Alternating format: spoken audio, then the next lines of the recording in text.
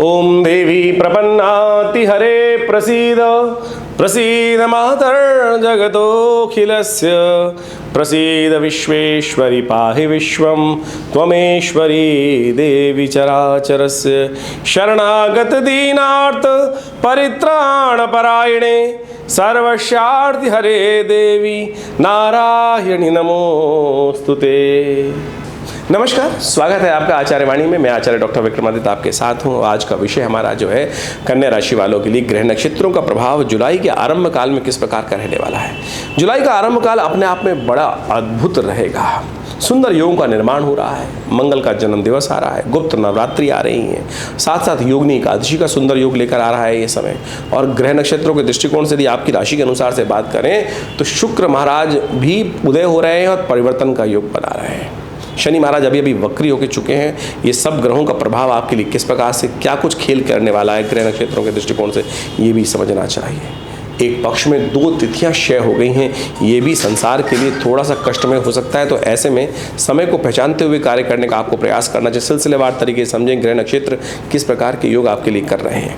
1 जुलाई यदि हम बात करें तो दशमी तिथि है, सोमवार का अवसर है। मेष राशि में चंद्रमा का जो प्रवेश है मंगल के साथ, ये आपके लिए थोड़ा बंधन कारक उत्पन्न करता दिखाई दे रहा है। आपको ऐसा लगेगा कि संसार में सब कुछ आपको दबाने का प्रयास कर रहे हैं। आपके अंदर सुंदर योग्यता है, आप सही कार्य कर रहे हैं, लेकिन फिर भी लोग आपको परेशान कर रहे हैं। ये मनोस्थिति आपकी रह सकती है। कुछ नहीं है, संसार ऐसा ही चलने वाला है। आपको उस दबाव को थोड़ा सा प्रैक्टिकल रूप में काम करने की ज़रूरत है तो अच्छा रहेगा। तो उसके लिए आप उपाय क्या करें? भगवान शिव का ध्यान करें, हनुमान जी का पाठ करें। ये दोनों उपाय, क्योंकि मंगल जो और चंद्रमा का सुंदर योग है, ये आपको बताता है कि आप अकेले ही बिल्कुल बहुत सुंदर कार्य कर सकते हैं। वैसे तो पुरानी कहावत है अकेला चना भाड़ नहीं बूझता, लेकिन आप अकेले ही बहुत कुछ 100 आदमी के बराबर कार्य कर सकते हैं, ये समझ में आता है। लेकिन उपदेश कम करें और काम ज़्यादा करने का प्रयास करें। ये आपके लिए हम जो उपाय बता रहे हैं यही आपका समझने का प्रयास कीजिएगा। भद्रा है इस दिन, नए कार्य आरंभ करना चाहें, विचार जो मन में आ रहा हो तो 10:26 का इंतजार कीजिएगा, उसके बाद करिएगा, तब अच्छा रहेगा। हनुमान जी का पूजन करें, हनुमान जी का पाठ करें, हनुमान चालीसा का पाठ करके कार्य करना आपके लिए अच्छा रहेगा। 2 तारीख का अवसर आपके लिए अद्भुत है, बहुत सुंदर है, क्योंकि बृहस्पति महाराज भाग्य में विराजमान है। चंद्रमा परिवर्तित होकर उच्च के होकर बृहस्पति के साथ सुंदर योग का निर्माण कर रहे हैं, जो आपको सफलता, धन और कई प्रकार के आपके कार्यों में आगे बढ़ने के सुंदर अवसर प्रदान कर रहा है। तो ऐसे में सुंदर तरीके से आप इसका लाभ लेने का प्रयास कीजिएगा। भगवान का 2-3 दिन आने वाले जो हैं बहुत उपयुक्त हैं। आप बैठे रहेंगे तो कुछ नहीं आने वाला, सिर्फ विचार मन प्रसन्न रहेगा। लेकिन ये यदि कार्य आपने कर लिया, उपदेश कम देकर किसी को बिना कुछ कहे अपने कार्यों को शांत भाव से कर लिया, तो समझ लें आपके वारे न्यारे ही रहेंगे। लेकिन अगर आप केवल उपदेश देते रहे तो कुछ नहीं हाथ आने वाला है।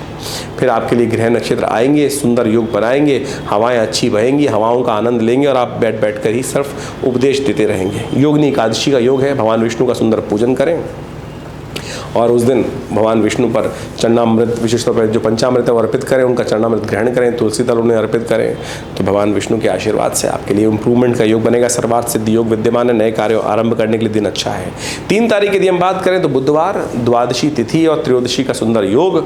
उस दिन शाम को बुध प्रदोष का योग बन गया है। इस वक्त बुध महाराज आपकी राशि में बहुत सुंदर स्थान में उपस्थित हैं, ताकत में हैं, उदय हैं। और ऐसे में बुध को यदि और ताकत मिल जाए तो बहुत सुंदर होगा।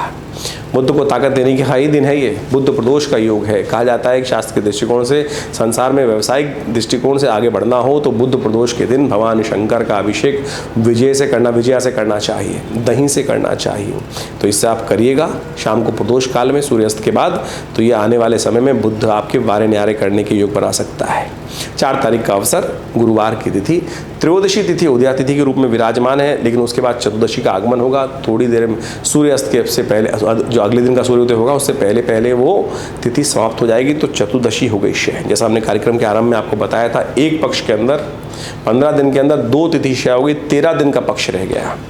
तो ये थोड़ा सा शुभ नहीं है संसार के लिए, अशांति का वातावरण बनाता है, युद्ध का वातावरण चल ही रहा है। तो ऐसे में प्राकृतिक आपदाएं थोड़ी परेशान कर सकती हैं, ऐसा योग बनता दिखाई दे रहा है। शिव का ध्यान करें, शिव पूजन करें। और चंद्रमा का परिवर्तन का योग जो बन रहा है वो भी आपकी राशि के अनुसार से देखें तो अच्छा है, खराब नहीं है। शिव का पूजन करना समस्त प्रकार शुभ रहेगा। हाँ, नए कार्यों को आरंभ करने के लिए दिन अच्छा नहीं है, क्योंकि सुबह 5:54 से लेकर शाम के 5:25 तक भद्रा का योग रहेगा, तो वो आप ध्यान रखते हुए कार्य कर लें। 5 तारीख का अवसर शुक्रवार और अमावस्या का योग, और शुक्र होने जा रहे हैं उदय, ये आपके लिए बहुत अच्छा है। गौ पूजन करें, साथ साथ पितरों में तर्पण करें, ब्राह्मणों को भोजन कराएं, खीर का वितरण कराएं। ये सारे उपाय कर कर आप अपनी राशि के अनुसार से विजय का योग बना सकते हैं, क्योंकि आपके दशम भाव में शुक्र उदय होकर बैठ रहे हैं, आनंद का उदय देने का योग दे रहे हैं। शुक्र उदय होने का मतलब आपकी राशि के अनुसार से इस वक्त आनंद का उदय है, प्लेजर का उदय होता दिखाई दे रहा है। तो आप इसका लाभ लेने का प्रयास कीजिए। उपाय हमने आपको बताए, अवश्य आपके लिए अच्छा योग है। 6 तारीख का दिन बहुत ही सुंदर है, गुप्त नवरात्रि का आरंभ है। शनिवार के दिन इस बार गुप्त नवरात्रि आरंभ हो रही है, जो पूर्व इस बात का आभास दे रही हैं कि जो अनुष्ठान किया जाएगा, पूजन पाठ करेंगे, शुभ शनिवार के दिन कोई अनुष्ठान यदि आरंभ किया जाए तो वो सफल ही होता है, मनोकामना सिद्धि का योग बनाता है। और शास्त्र में गुप्त नवरात्रि समस्त मनोकामनाओं की पूर्ण करने के लिए अद्भुत रहते हैं। तो इस बार हमने विवेकानंद योगाश्रम में सहस्त्र चंडी महायज्ञ का सुंदर आयोजन किया है, और सुंदर तरीके से आप सब भी इसमें सम्मिलित हो सकते हैं। और ये तिथियां बड़ी अद्भुत हैं, जो 9 दिन की तिथियां हैं। ऐसे में विशेष तौर पर माँ भगवती दुर्गा का सुंदर स्तवन करने का प्रयास कीजिए। ग्रह नक्षत्रों के दृष्टिकोण से आपके लिए दिन अच्छे हैं, ग्रह नक्षत्रों का प्रभाव आपको अच्छा मिलता दिखाई देगा। बात कर लेते हैं 7 तारीख की। 7 तारीख को रविवार का अवसर, और इस दिन जो तिथि है वो द्वितीया तिथि है, ब्रह्मचारिणी देवी की आराधना करने का अवसर है। और जो शुक्र है वो परिवर्तन की तरफ योग बना रहा है और कर्क राशि में प्रवेश कर रहा है। एकादशवें भाव में जाकर बुध के साथ, चंद्रमा के साथ विराजित हो जाएंगे, और ये आपके लिए सुंदर योग बनाएंगे। बस ध्यान रखिएगा, थोड़े फक्कड़ किस्म के लोगों से बचने का प्रयास कीजिएगा, जिनका कोई ठिकाना ठिकाना ना हो। ऐसे कोई दोस्त जो बिल्कुल ऐसे रहें कि मतलब कोई इधर ना रहें, कभी इधर कभी उधर, तो उनसे बचने का प्रयास कीजिएगा, वो आपको नुकसान दे सकते हैं। कृतिका नक्षत्र में मंगल का प्रवेश होने जा रहा है, और ये राशि के अनुसार से यदि हम बात करें तो थोड़ा सा एग्रेसिवनेस आपको और बढ़ा देगा। तो उसको बचने के लिए आपको खास उपाय करने की ज़रूरत है, क्योंकि कुछ दिन रहने वाले हैं। और अभी जो एक सुंदर योग बनेगा 1-2 दिन बाद, वो आप समझ लीजिएगा। मंगल का जन्मदिवस आ रहा है, अवश्य हनुमान जी का स्तवन करिएगा। नित्यपति हनुमान जी का स्तवन कर कर आप इस मंगल की एग्रेसिवनेस को कंट्रोल करने का प्रयास कीजिएगा, नहीं तो लोग आपसे थोड़े बचते दिखाई देंगे। ऐसा आपको ध्यान रखना चाहिए। द्वितीया दिवस है तो ब्रह्मचारिणी देवी की आराधना, या देवी सर्वभूतेषु बुद्धि रूपेण संस्था, नमस्तस्यै नमस्तस्यै नमस्तस्यै नमो नमः, इस मंत्र का जप करिए, अच्छा रहेगा। 9 तारीख का दिन मंगलवार का अवसर, और ग्रह नक्षत्रों के दृष्टिकोण से देखें तो तृतीया और चतुर्थी का सुंदर योग बन रहा है। और तृतीया इस दिन थोड़ी देर विराजमान होकर वृद्धि की तरफ जा रही है। जैसे पिछले पक्ष में तिथियां घटी थी, इस पक्ष में तिथि बढ़ गई है, तो ये एक तरह से उसके दुष्प्रभाव को शांत करने के लिए अच्छा योग बन रहा है। और इस दिन अंगारक चतुर्थी और मंगल का योग बनने के कारण से अंगारक चतुर्थी का योग बन गया है। ये बहुत लाभदायक योग है। ऐसे में विशेष तौर पर हनुमान जी को प्रसन्न करने का प्रयास करें। हमने विवेकानंद योगाश्रम में नवरात्र के यज्ञ के साथ साथ सुंदरकांड का पाठ भी रखा है, आप भी इसमें सम्मिलित हो सकते हैं। सुंदर तरीके से लाभ लेने का प्रयास कीजिएगा। मंगल को इस वक्त आपकी राशि के अनुसार से आप समझ लें, थोड़ा आराधना करने की ज़रूरत है, हनुमान जी की कृपा की ज़रूरत है। नहीं तो ये क्या, एक पुरानी कहावत है कि मंदिर के हाथ में उस्तरा यदि आ जाए तो क्या करेगा, कुछ नहीं करेगा, अपनी नाक कटवा लेगा, अपने नाक कान कटवा लेगा और कुछ नहीं करेगा। तो ऐसे में बहुत ज़्यादा आप मंगल एग्रेसिव हैं इस वक्त, तो आप अपने आप को कुछ अहित मत कर लीजिएगा, इस बात का ध्यान रखें। तो इसलिए शांति के साथ काम करने की ज़रूरत है, बैलेंस स्टेप बाय स्टेप काम करने की ज़रूरत है, इस बात का ध्यान रखें। इसलिए हनुमान जी की आराधना बहुत ज़रूरी है। तो इस बात का सुंदरकांड का पाठ करेंगे तो बहुत सुंदर ग्रह नक्षत्रों का नेगेटिव प्रभाव कम होगा। 10 तारीख की हम बात करें तो बुधवार का अवसर, चतुर्थी तिथि उदया तिथि के रूप में विराजमान है। चतुर्थ नवरात्र का, पंचम नवरात्र का दिवस है। स्कंद माता की सुंदर आराधना करने का अवसर है। ग्रह नक्षत्र वैसे तो आपके बहुत अनुकूल हैं, लेकिन थोड़ा सा 1-2 ग्रह जो है वो थोड़े से कहीं ना कहीं कष्ट देने के योग बना रहे हैं। राहु और मंगल दोनों कहीं ना कहीं जो कॉम्बिनेशन में बैठे हैं, उनका उपाय करने की ज़रूरत है। तो ऐसे में माँ का सानिध्य लें। माँ स्कंद माता के सानिध्य में माँ का वास्तविक स्वरूप हो सकता है, ये पंचम स्वरूप ही माँ का स्कंद माता का स्वरूप है। या देवी सर्वभूतेषु मातृ रूपेण संस्थिता, नमस्तस्यै नमस्तस्यै नमस्तस्यै नमो नमः, इसका जप करना संपूर्ण प्रकार से आपके लिए कल्याणकारी रहेगा। देखिए, भारतीय ज्योतिष विज्ञान एक ऐसा चमत्कार है जो समय की वास्तविक तौर पर चाल को आपको समझाने का प्रयास करता है, और दैनिक गणित को देखकर, ज्योतिष के योग को देखकर हम आपके समक्ष उन समस्त गणनाओं के माध्यम से आपके भविष्य फल को बताने का प्रयास करते हैं। जानने का प्रयास करते हैं कि इन ग्रहों का योगायोग क्या कुछ हमारे जीवन में राशि के अनुसार से प्रवृत्ति बनाने का योग बना सकता है। किस प्रकार से कहाँ ग्रहों का उदय, कहाँ ग्रहों का अस्त, कहाँ ग्रहों का मार्गीपन, कहाँ ग्रहों का वक्र स्थिति जो है, जो भी ग्रहों का योगायोग विभिन्न युक्तियों के साथ बन रहा है, उसका प्रभाव जीवन पे क्या पड़ेगा। गोचर के दृष्टिकोण से ये परिवर्तन जो होता है वो हर व्यक्ति पे प्रभाव डालता है, लेकिन उसका प्रभाव उस प्रकार से होता है कि जैसा उसकी मूल जन्म पत्री में जन्म के समय जो जलग्न इत्यादि है उसके प्रभाव से उस गोचर के मिश्रित प्रभाव को समझकर उसको हर व्यक्ति के जीवन में उसको समझने का प्रयास करना चाहिए।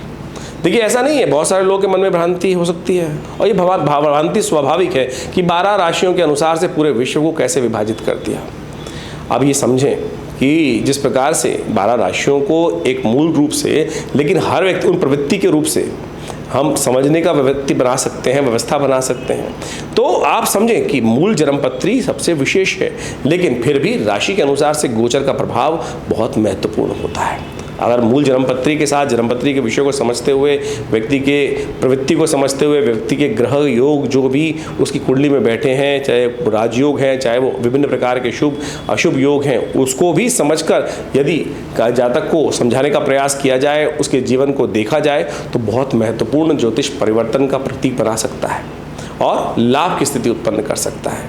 फिर भी गोचर का दृष्टिकोण से हम राशि के अनुसार से जो प्रभाव आपको बता रहे हैं वो भी बहुत महत्वपूर्ण है और अपना प्रभाव दिखाता है। और हमने प्रत्यक्ष रूप से देखा है कि हजारों लोगों को जीवन में इससे लाभ भी होता है। तो आप किसी विचित्र विडंबना में ना फंसें, लोगों के कहने में ना आए। ज्योतिष प्रत्यक्ष है, लाखों वर्षों से भारतीय संस्कृति और विभिन्न मानव संस्कृति ने इसका लाभ उठाया है। विभिन्न शोध भारतीय संस्कृति का चमत्कार है जो समय को पहचानने में, समय को के अनुसार से व्यक्ति को कार्य करने की तरफ प्रेरित कर सकता है, सही समय का चुनाव कर सकता है। और जो व्यक्ति बुद्धिमानी के द्वारा सही वक्त का चुनाव कर लेते हैं, सही वक्त को समझ लेते हैं, उनके वारे न्यारे हो जाते हैं और जीवन में शुभ लाभ के योग बन जाते हैं, कल्याण के योग बन जाते हैं। आज व्यक्ति मॉडर्न वैज्ञानिकता की तरफ चल रहा है और उसको भी भविष्य जानने के लिए आधुनिक चीज़ों का उपयोग करता है। आप गूगल का उपयोग करते हैं, क्या आपको बताता है कि रास्ता आगे कहाँ जाम है, कहाँ नहीं जाम है, लेकिन फिर भी आप पहुँचते हैं तो कई बार वो गूगल भी गलत हो जाता है। तो कहीं ना कहीं उसने साइंटिफिक पैरामीटर्स पे काम किया, एनालिसिस किया डाटा को, लेकिन फिर भी उसकी गणनाएं भी गलत हो जाती हैं। और आप समझें जो भविष्य की दिशा है, क्योंकि भविष्य, ग्रहयोग, वर्तमान सब परिवर्तनशील है। ऐसा कुछ भी नहीं है कि जो स्टैटिक है, सब कुछ परिवर्तन की तरफ जा रहा है, सब कुछ आगे हर पल हर क्षण बदल रहा है। और वो बदलाव इतना तीव्र भी होता है और इतना क्षणिक भी होता है और इतना दीर्घ लंबा भी होता है कि जिसका कई बार परिवर्तन बहुत महत्वपूर्ण सामने आ जाता है और कई बार इतना स्वाभाविक होता है कि व्यक्ति को पता भी नहीं चलता। तो आप समझें ज्योतिष विज्ञान, इसका मुझे एग्जाम्पल देने का, उदाहरण देने का केवल मतलब ये था कि हर चीज़ परिवर्तनशील है। पूरे विश्व में भविष्य को जानने का, आगे वाली स्थिति को जानने की लालसा हमेशा रही है और ज्योतिष विज्ञान उस पर 100% सही बैठता है। मेरी गणना है, किसी ज्योतिषी की गणनाएं गलत हो सकती हैं, लेकिन ज्योतिष विज्ञान की गणना गलत नहीं हो सकती। और हमने अपने इस आश्रम के माध्यम से, अपने गुरुजन के माध्यम से सहयोग लेते हुए इस विज्ञान को अच्छे से समझने का प्रयास किया। और मैं तो अभी अपने आप को छात्र ही मानता हूँ। मैं तो अपने सही हर रोज़ कुछ नया सीखने का प्रयास करता हूँ, कुछ बताता हूँ, कुछ अनुभव करता हूँ और उसमें जब एनालिसिस आता है तो उसमें कुछ अगर त्रुटि रहती है तो उसको नित्य प्रति परिवर्तन की तरफ जाने का प्रयास करता हूँ और समझता हूँ, सीखता हूँ। और ये जब तक प्रवृत्ति व्यक्ति के अंदर नहीं रहेगी तब तक वो उस शास्त्र को नित्य प्रति चेंज की तरफ नहीं ले जाएगा, तब तक उसका विकास संभव नहीं है। ज्योतिष विज्ञान का विकास भी इस प्रकार से हर व्यक्ति के अनुसार से हमें समझने की आवश्यकता पड़ती है। बहुत सारी जन्मपत्रियाँ देखते हैं हर रोज़ और उनके अनुसार से उन सिद्धांतों को देखते हैं, लेकिन चमत्कार है, बिल्कुल है। बहुत सारे लोगों के जीवन में हमने इस परिवर्तन से ज्योतिष विज्ञान के माध्यम से लाभ उठाते देखा है। अरबों लाखों लोगों ने इस विज्ञान का लाभ पता नहीं कितनी सदियों से लिया है। तो आप भी इसके साथ जुड़ें, समझें और आपके जो मन में प्रश्न चल रहे हो आप हमें व्हाट्सएप के माध्यम से भेज सकते हैं। हम प्रयास करेंगे आपके प्रश्नों को समाधान देने का प्रयास करें। लेकिन बहुत सारे लोग हमारे साथ इस कार्यक्रम में जुड़े होते हैं, लाखों लोगों के प्रश्न आते हैं और आप भी देखते होंगे चैनल्स पर लगातार जो कमेंट बॉक्स है उनके एक साथ कमेंट आ रहे होते हैं। तो हमने उसकी व्यवस्था बनाई है कि आप आश्रम पे संपर्क साध कर और विवेकानंद योगाश्रम से जुड़ सकते हैं, अपने निजी संपर्क को भी साध सकते हैं और यहाँ होने वाली विभिन्न गतिविधियों के साथ भी जुड़ सकते हैं।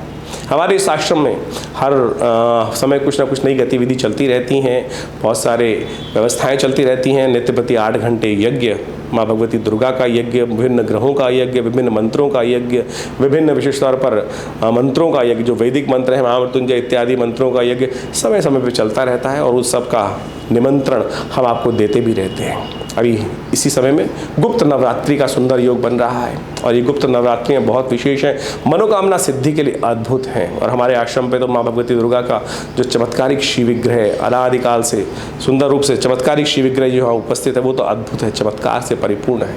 लाखों लोगों ने उनके दर्शन कर कर अपनी मनोकामना सिद्ध करी है। आप भी उनके सानिध्य में बैठकर इन नवरात्रों के अवसर पर, गुप्त नवरात्रियों के अवसर पर गुप्त मनोकामनाएं पूर्ण करने के लिए चुपचाप उनके सानिध्य प्राप्त करें, उस यज्ञ में भाग लें। देखिएगा परिवर्तन का सुंदर योग बनेगा। यज्ञ में भाग लेने के लिए आप आश्रम की गतिविधि के साथ जुड़ सकते हैं और लाभ ले सकते हैं।